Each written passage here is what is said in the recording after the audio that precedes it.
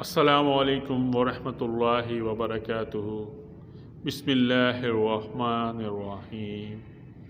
نبی کریم صلی اللہ علیہ وآلہ وسلم کا بہت ہی خوبصورت واقعہ۔ بنی نجار کے ایک باغ میں دیوانہ اونٹ گھس آیا۔ جو شخص بھی اس باغ میں آتا وہ اونٹ اسے کاٹنے کو توڑتا۔ لوگ بڑے پریشان تھے۔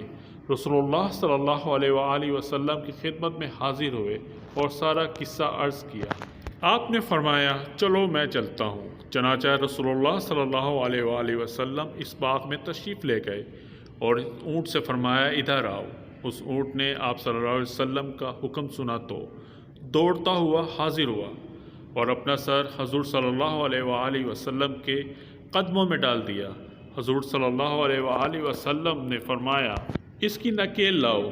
رسول اللہ صلی اللہ علیہ وسلم نے اسے نکیل ڈال کر اس کے مالک کے حوالے کر دیا اور اونٹ آرام سے چلا گیا۔ پھر رسول اللہ صلی اللہ علیہ وسلم نے صحابہ کرام سے فرمایا کافروں کے سوا مجھے زمین و آسمان والے سب جانتے ہیں کہ میں اللہ کا رسول ہوں، رحمت للعالمین، تمام جہانوں کے لیے